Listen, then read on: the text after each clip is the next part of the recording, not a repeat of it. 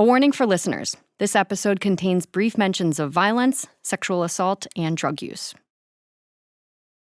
It's Oktoberfest weekend in La Crosse, Wisconsin.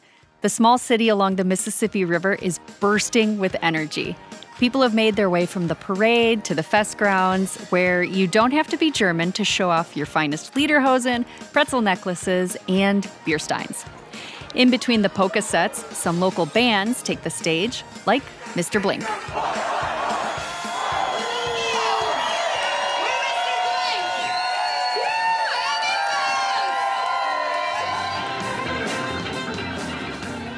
Mr. Blink has been a La Crosse music scene staple for more than 30 years.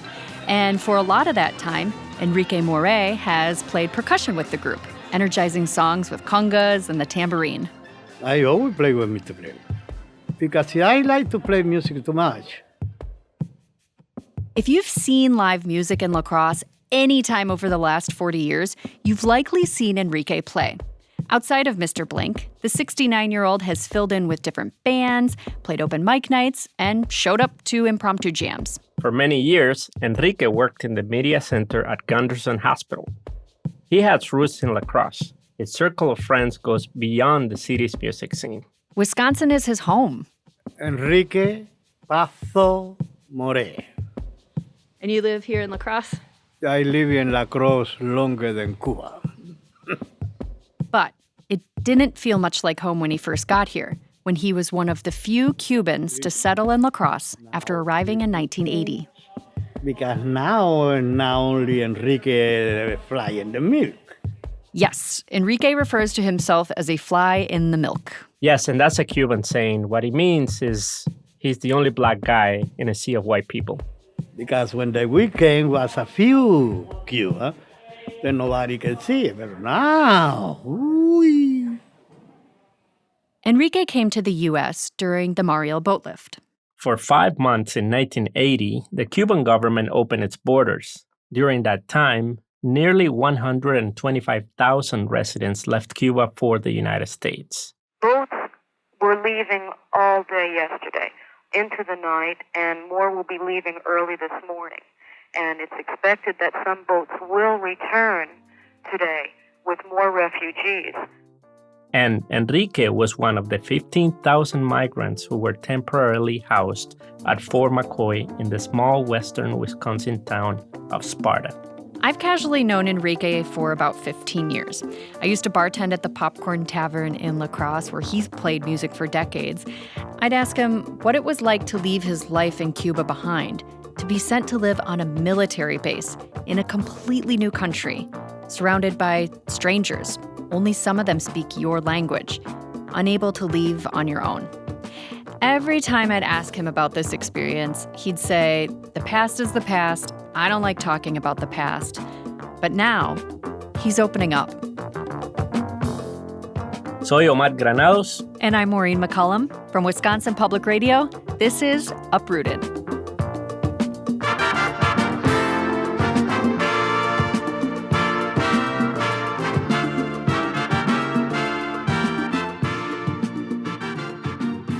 The story of the Mariel Boatlift and the Cuban refugees at Fort McCoy has fascinated me for years.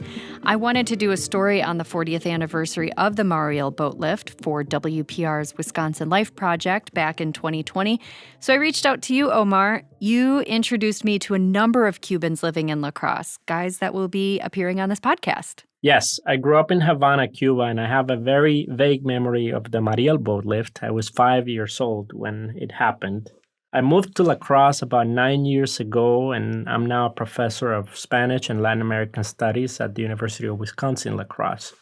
I never thought I'd have Cuban neighbors when I moved here to La Crosse, but once I learned there was a community of Mariel refugees here, I did want to know more about them and eventually wanted to help them share their stories through community conversations and a traveling photo exhibit. And that's how we connected after you and I first met, and I interviewed some of those Mariel refugees. I realized this was an impossible story to tell in just a few minutes, so a podcast was born.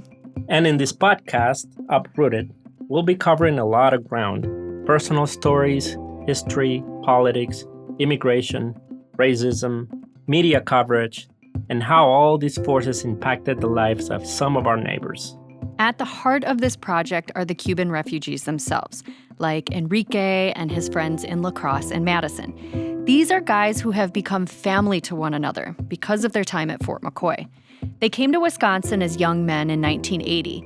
They weren't necessarily welcomed with open arms, but they've stayed here, and now they're all in their 60s. So, what were their lives like in Cuba? How has life been in Wisconsin? Will they ever get to go home again? Now let's get back to Enrique Moré. I met him at a park in La Crosse where he told me about his younger years in Cuba. Enrique grew up in Havana. When he was young, he wanted to play violin and flute, but people steered him toward the drums. They say you can be a percussionist guarantee. But I play the timpani. That's where I play. He was teaching me.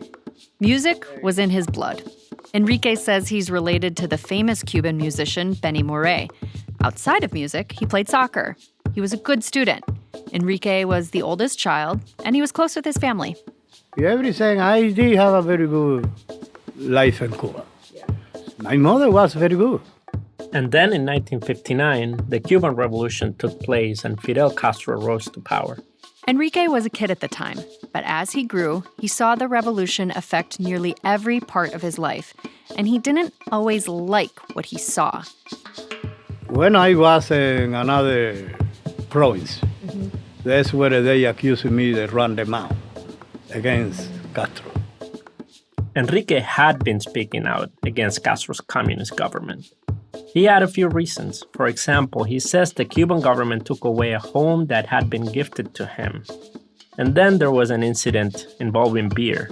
There was a bunch of the middle-aged people that doesn't like to drink. And then we buy the food and the beer for them. They eat the food, we drink the beer. Then some woman decided we couldn't do it. And they are beginning to run them out. Wait, Omar, can you help us understand why Enrique Moré got in trouble for drinking other people's beers at a restaurant? So when I listen to the story, what I remember is that during the 1970s, there was all sorts of strict regulations and rations and rules in terms of what you could get at a store or a restaurant. You could go to a restaurant and order alcohol only if you were eating. And I think that's what's happening here. I think Enrique was trying to drink beer and he was only able to get the beer once you bought the fish. And then he was probably given the fish away. So the manager or administrator of this restaurant probably didn't approve of him buying extra beers. And let's remember there is a system of surveillance of Cuban citizens in place at the time. So all of a sudden you have a black man who's had probably a few beers, and that is something that caught the attention of the police. All right, so in the fallout of the beer exchange and criticizing Castro, Enrique ended up in jail. But I believe there was 1 year, 6 months, and 1 day. And this is where things could have gone very differently for Enrique. If the following series of events didn't happen, it's pretty likely that Enrique's life would be much different. He would have never ended up in Wisconsin, never established roots in La Crosse, and never played with his band, Mr. Blink, on stage at Oktoberfest. When Enrique was in his mid-20s, sitting in prison in 1980, a group of people hundreds of miles away stormed the Peruvian embassy in Havana, demanding asylum so they could leave Cuba. About 10,000 people eventually showed up and wanted to leave, including Enrique's brother. And this was one of the many embassy breaches that were happening mostly in the city of Havana in the late years of 1970s because of the discontent that folks in Cuba were expressing towards Castro's mostly economic policies. But it was the Peruvian embassy break-in that triggered the beginning of the Mariel Boatlift. Thousands of Cubans have flooded the embassy compound of Peru, hoping to get out of the country. Even after 20 years of socialistic indoctrination, much dissatisfaction exists. U.S. President Jimmy Carter agreed to take in 3,500 refugees from the Peruvian embassy. We, as a nation, have always had our arms open to receiving refugees in accordance with American law. We'll continue to provide an open heart and open arms to refugees seeking freedom from communist domination and from economic deprivation brought about primarily by Fidel Castro and his government. And Castro didn't like this move from Carter. Remember, we're at the height of the Cold War. Castro actually goes on national television and tells Cubans that they are free to leave, suggesting also to Cuban Americans, mostly in South Florida, that they can come pick up their relatives in Cuba. So in a way, Carter's reaction actually sets up the perfect plan for Castro, who then starts getting rid of people that he doesn't want in Cuba. He starts opening prisons and psychiatric hospitals, and there are theories that a large number of Cuban spies also come to the United States via the Mariel Exodus. And while Carter's message welcoming Cuban refugees was making the rounds, Enrique Moré caught wind of it while in prison. It actually inspired him to leave. One of them was when the cartel said that sent to Castro, and Castro said, how many do you want? I saw that opportunity, I said, go. He talked it over with his mother, who supported his decision to leave. And it's right around this time that Castro is making sensational appearances on TV using very inflammatory language like gusano, a worm, and escoria, scum, to describe the people that are leaving through Mariel.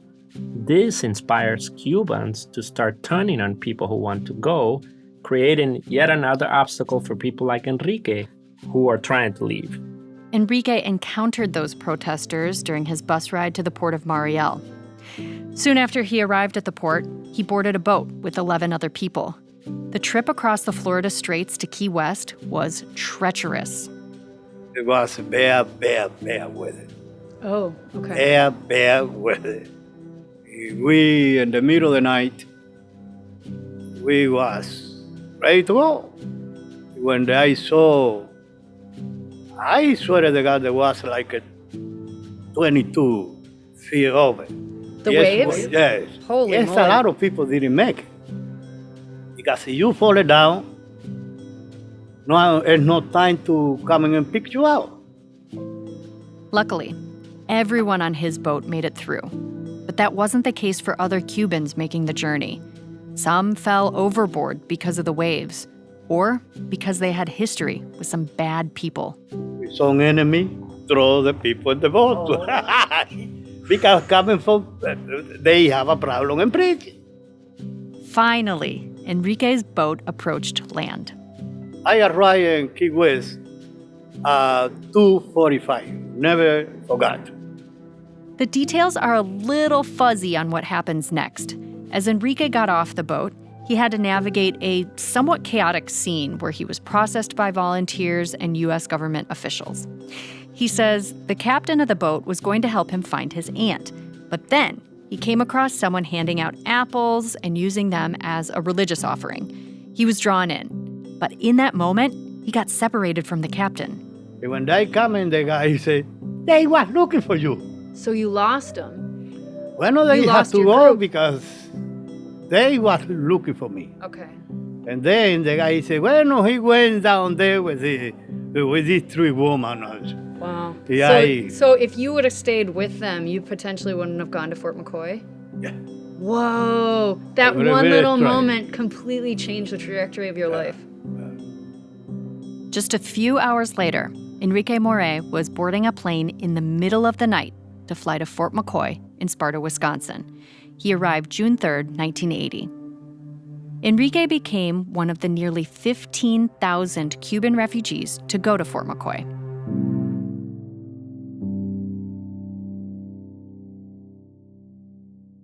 You may be wondering, why were a bunch of Cuban refugees in southern Florida suddenly being flown to Wisconsin? To put it simply, they were running out of space and homes for all the refugees in cities like Key West and Miami. The government had to find a place to keep people temporarily before they found permanent homes with families or sponsors. Fort McCoy was an Army Reserve and National Guard training base which had been prepared for the arrival of the more than 14,000 Cubans on extremely short notice from FEMA. It was the last of 4 camps to open to house Mariel refugees. The camp had been set up with much more police and wire fencing because of riots that had happened in other camps at Fort Chaffee in Arkansas. Officials of relief agencies working at Fort Chaffee, Arkansas, say the main reason for last week's rioting by the Cubans being held there was boredom. The exiles sit and wait with little to do until they can be relocated.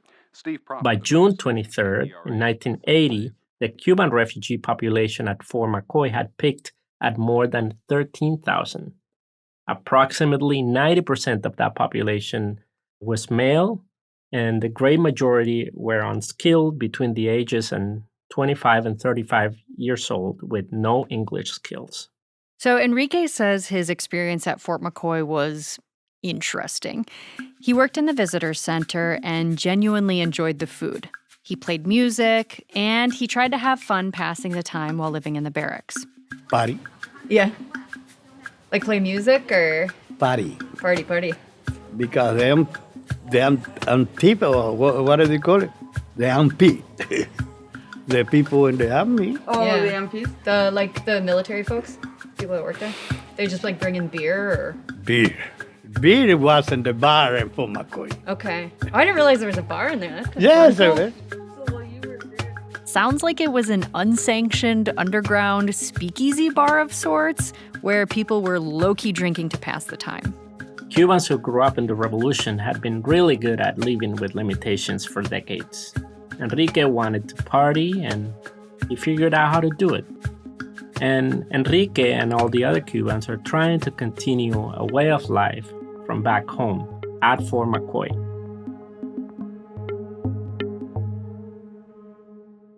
Enrique was also hoping to get connected with a sponsor so he could leave Fort McCoy as soon as possible. Omar, what exactly does that mean? Cubans who came in the Mariel Boatlift had a very specific immigration designation, which was entrant with status pending. And what that meant was that they needed to secure sponsors who would agree to help them resettle in the community. Now, most Mariel refugees who arrived in Key West during the first 2 weeks of Mariel really benefited from the direct work of voluntary organizations and were able to resettle quickly in Miami and Florida.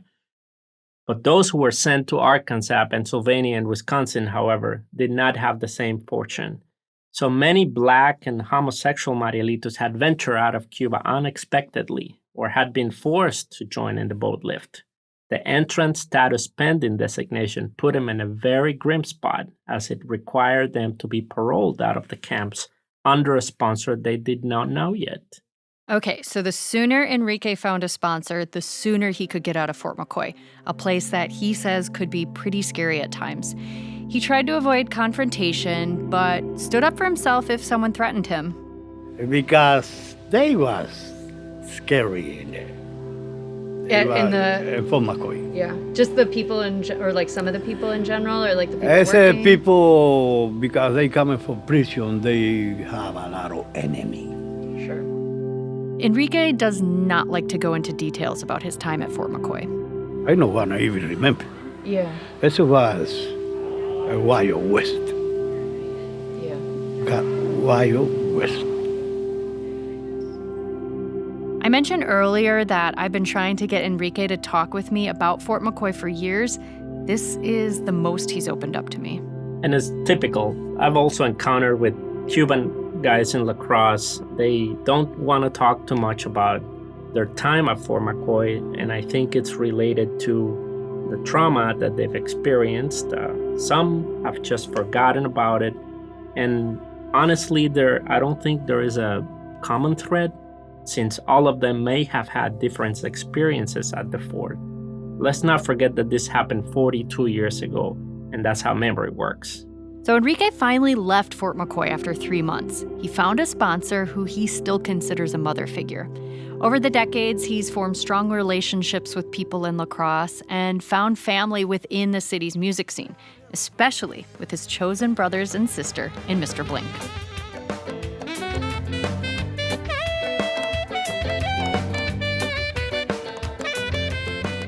But it wasn't always easy for Enrique or many of the other Mariel refugees who came to the U.S. While President Carter initially accepted the Cubans with an open heart and open arms, they weren't necessarily welcomed in their communities, in La Crosse, in Sparta, and even down in Florida. For the Cuban-American community, they would be known as the Marielitos. Many of these new refugees were young, black men and had been labeled as criminals by the Cuban government.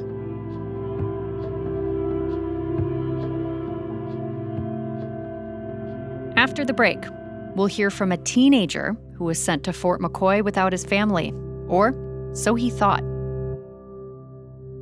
You're listening to Uprooted from Wisconsin Public Radio.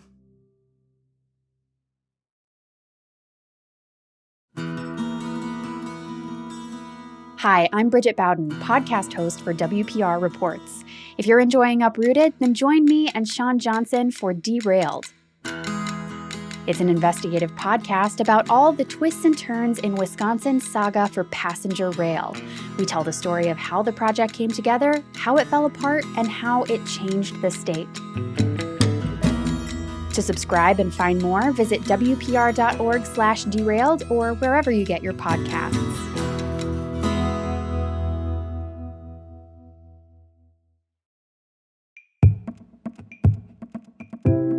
I'm Maureen McCullum, host of WPR Reports, Uprooted. I'm passionate about storytelling. Stories give us an opportunity to understand another person's experience. They help shape, reinforce, or challenge our views and values. Member support made today's powerful narrative possible. Bring tomorrow's stories to life with your gift now at WPR.org/donate.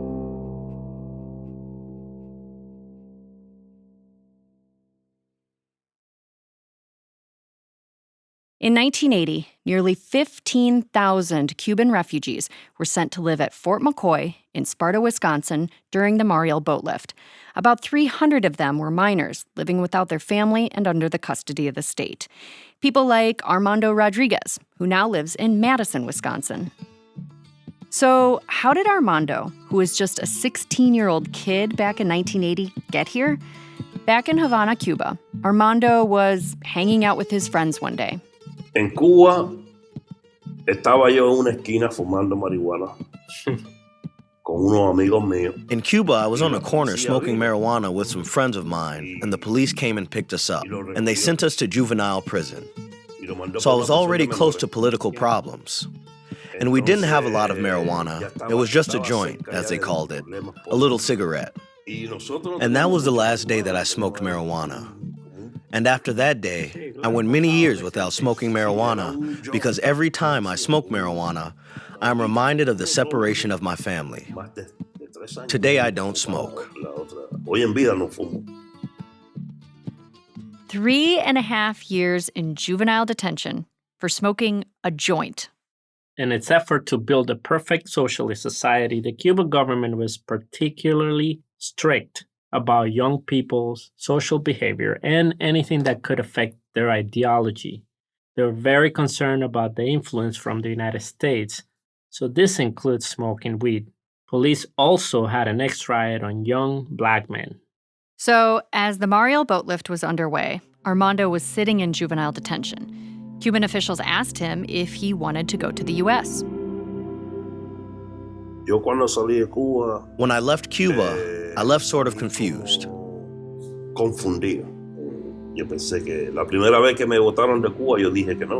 The first time they kicked me out of Cuba, I said no. They asked me if I wanted to go to the United States, and I said no. I didn't want to leave, but later I found out my brother had left.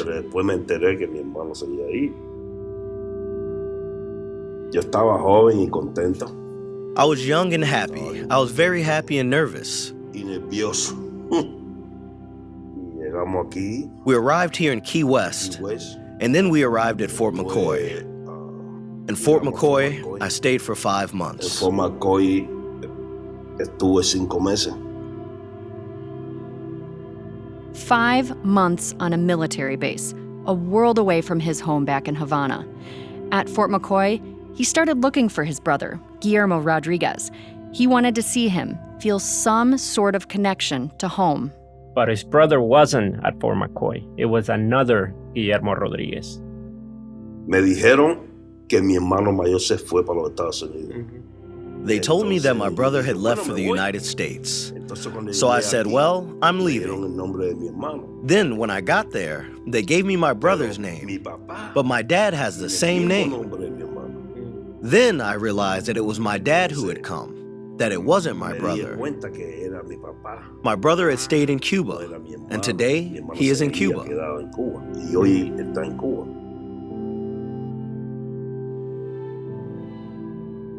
This was one of the most shocking stories of this project for me. Armando had not only taken the risk to follow the example of his brother to come to the United States, but now he found himself at Fort McCoy with his father, who he had not spoken to in years. Once the father and son reconnected at Fort McCoy, they developed a daily routine. They'd leave their barracks and meet up at a barbed wire fence. Yo veía a mi papá del lado allá. I saw my dad on the other side of the fence, and we talked from afar. Yo tenía 2 cercas. I had 2 fences, and then his fence. So there were 3 fences. Vino también. And we spent about a month and some like that. Como un mes y pico. These tall, barbed wire fences kept kids separate from the adults who were also living at the military base in Sparta. Government officials wanted to protect the children, but Armando says it felt like a prison. These meetings were a big deal for the father and son. Armando didn't have a relationship with his dad when they both lived in Havana, Cuba, just weeks earlier. Armando didn't like the way his dad treated his mother. But now, here they were, talking through a fence in Wisconsin. They were trying to find some sort of connection to home, but they couldn't even physically be near one another without this fence in the way.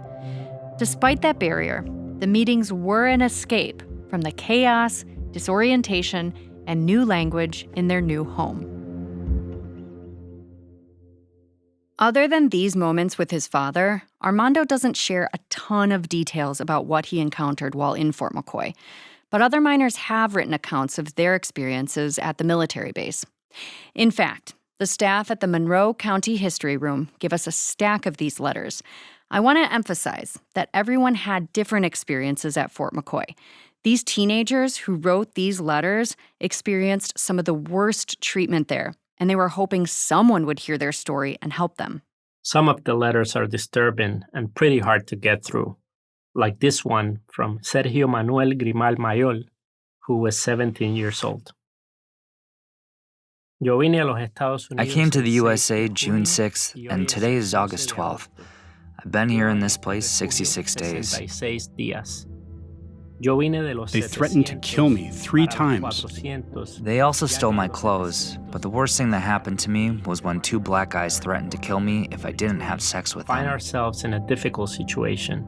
For example, people threatened us with knives, robbed us, and molested us daily. In the 61 days that I have been in Fort McCoy, I have witnessed the worst things I have seen in my life. They follow me like hunting dogs. To my barrack with knife in hand, trying to steal my belongings, which were few. Sergio Armando Fernandez Núñez, August 12, 1980. I know that most of the Army, interpreters, and cooks here believe in us, as we do them. There is a fenced-off juvenile area which has a great number of problems. By and large, they've treated us in a humanitarian way. Araujo Rivero. One of the MPs struck me with a club last Saturday, August 9th. Our normal course of event in that As a result, I have a black eye. That would prepare themselves for a new life in this country. My head was bleeding too. One hit me on the head. They keep on lying to us ever since. But they are ready to kill for them. Jose Miguel Narbona Sanchez, 17 years old. At that moment, I jumped out of the window from the second floor. Some of the evils. Do you think it is fair? I've never been so scared for my life.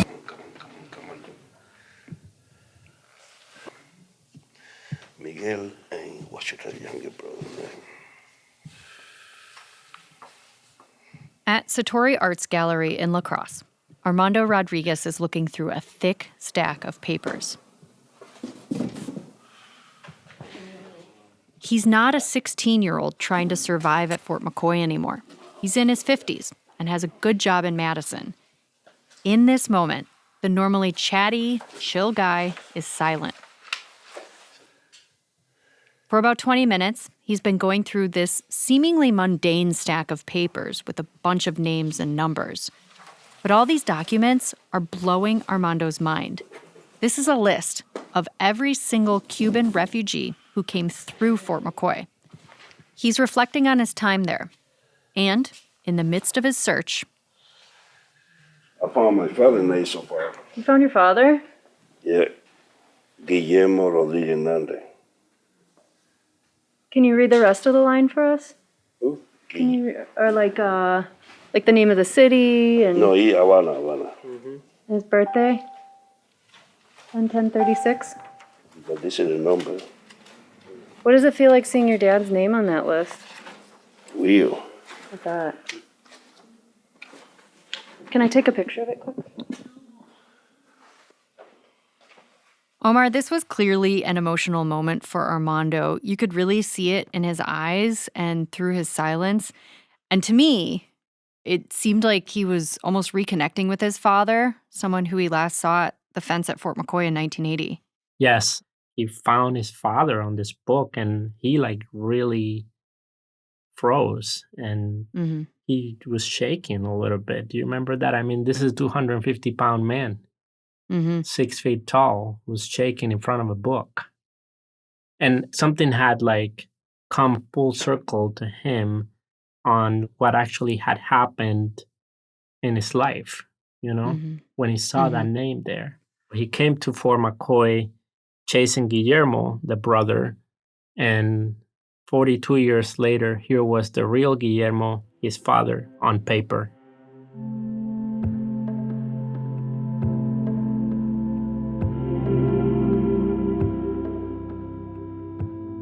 After leaving Fort McCoy, Armando's father, Guillermo Rodriguez Hernandez, was sent to New Jersey to live with a sponsor. He would later pass away. The two never saw each other again.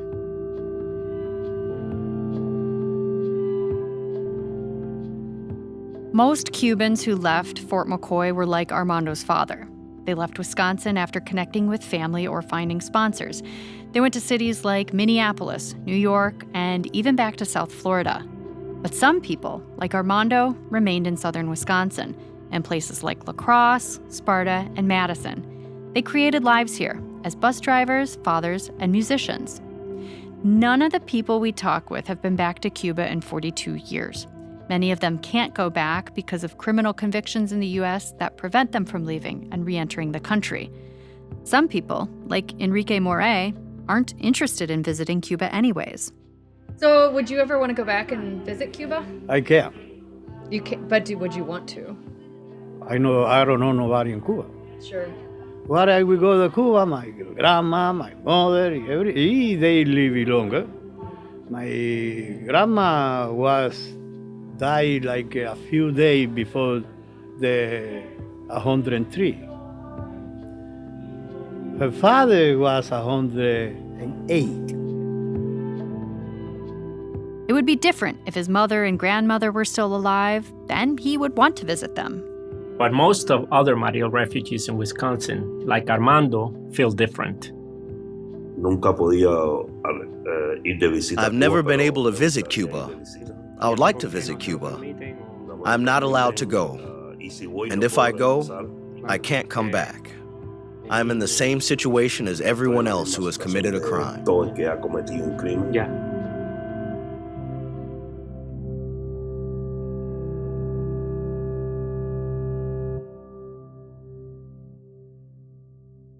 There are hundreds of Mariel refugees living in Madison, Milwaukee, and elsewhere in Wisconsin. About 30 of them live in La Crosse. They're mostly in their 60s. Many are unemployed or don't have health insurance. All they want is to go back to Cuba, but they can't.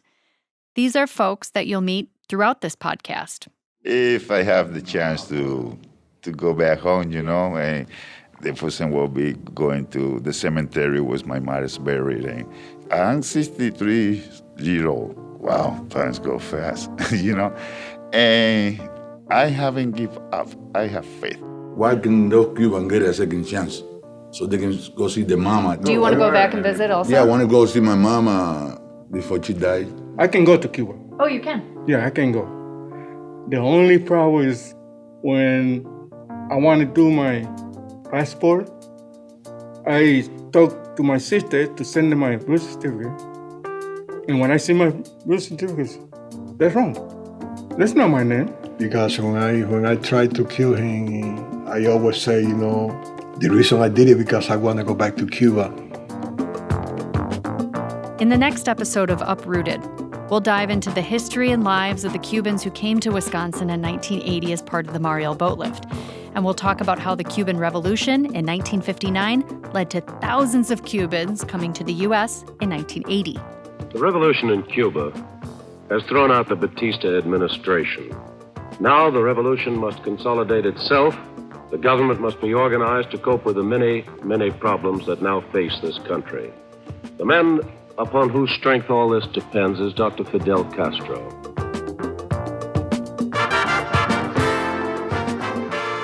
Also, hear about what childhood was like in Cuba for two friends who now live together in Wisconsin. So did you ever win one of those races when you were a kid? Okay, I went like 3 times. The first time I went like 12 because all the kids want to do it. And you can get the girl.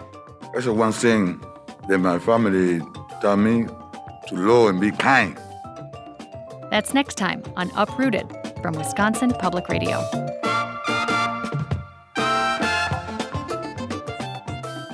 Uprooted is reported, written, and produced by me, executive producer Maureen McCollum, along with Omar Granados. Our producer and technical director is Brad Kohlberg. We're edited by Brady Carlson. Music direction and composition by Carl Christensen. Additional support from Adam Friedrich, Peter Bryant, Hannah Haynes, Ezra Wall, Rachel Vasquez, and Bridget Bowden. Voice work by Dom Johnson and Tyler Ditter. Digital editing by Alyssa Alamand. The digital design team is Jane Jumale, Amanda Starrich, and Anna Rudin. Digital direction by David Highland. Photography by Angela Major, and special thanks to the University of Wisconsin-La Crosse's Murphy Library for archival photos. Artwork by Grace Lorenz. Our theme music is the song Bozo Part 3 by Willie Chirino. Additional music from La Familia Valera Miranda. And Mr. Blink.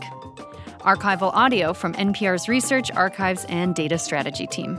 You can see more at wpr.org/uprooted.